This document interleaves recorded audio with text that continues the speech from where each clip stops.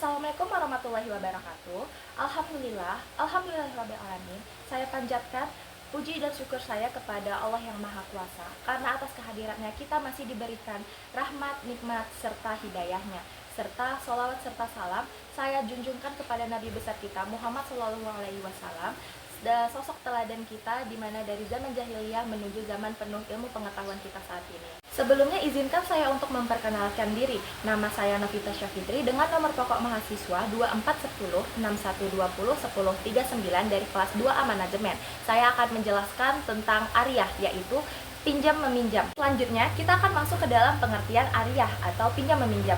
Nah, ariyah sendiri adalah suatu bentuk muamalah atau interaksi sosial dalam Islam, di mana kita meminjamkan barang kepada orang lain tanpa mengharapkan imbalan. Lalu barang yang dipinjamkan harus dikembalikan dalam keadaan semula.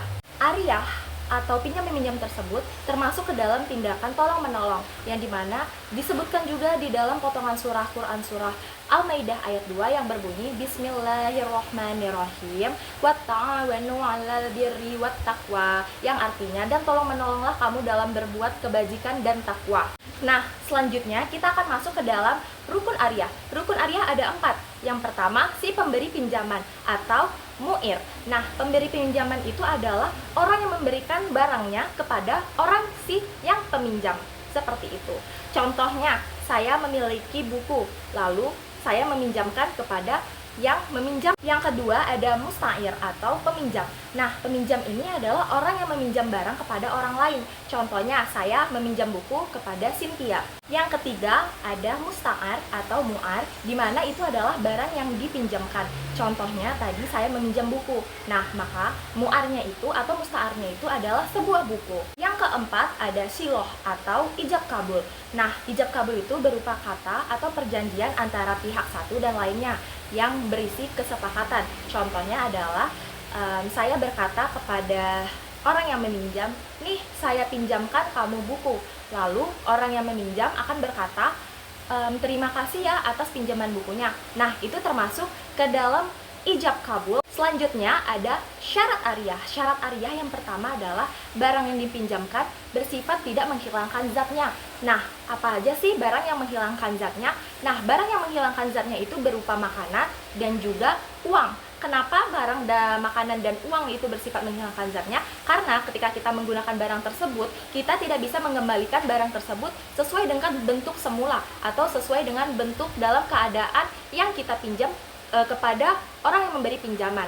Nah, contoh barang yang dapat dipinjamkan sesuai dengan syaratnya itu bisa berupa buku, pakaian, alat tulis, dan kendaraan. Nah, apa kasusnya jika meminjam kendaraan tapi ada bensinnya, tapi kita pakai bensin sampai habis? Nah, itu kan bersifat menghilangkan zatnya, teman-teman. Nah, itu berarti kita harus mengganti bensinnya. Kenapa? Karena jika kita tidak menggantinya, itu akan termasuk ke dalam utang. Kita lanjut ke poin kita yang berikutnya, ada hikmah dan manfaat dari ariyah. Nah, yang pertama kita dapat menumbuhkan rasa tolong menolong kita, teman-teman. Yang kedua, kita bisa mempererat tali ukhuwah kita atau tali persaudaraan kita sesama umat. Yang ketiga, kita mendapatkan pahala. Kenapa kita mendapatkan pahala? Karena kita sudah tolong menolong kepada sesama manusia, lalu kita juga sifatnya itu bersedekah dengan non materi, yaitu kita ada rasa bersedekah kepada orang yang membutuhkan. Saya akan memberikan beberapa contoh dari praktik ariyah. Contoh yang pertama, Panji meminjamkan motornya kepada Faza. Yang kedua, Cecil meminjam pakaian untuk dipakainya kepada Novita. Lanjut ke poin berikutnya, ada beberapa hal yang harus kita perhatikan dalam ariyah. Yang pertama, barang yang kita pinjam itu tidak boleh kita sewakan kepada orang lain. Yang kedua, barang yang kita pinjam itu tidak boleh kita rusak. Nah, kalau misalnya barang tersebut rusak, nah itu termasuk ke dalam utang yang harus kita ganti, teman-teman. Nah, sekian untuk materi yang saya sampaikan mengenai ariyah atau tentang pinjam meminjam ini. Semoga materi yang saya sampaikan bermanfaat untuk teman-teman semua.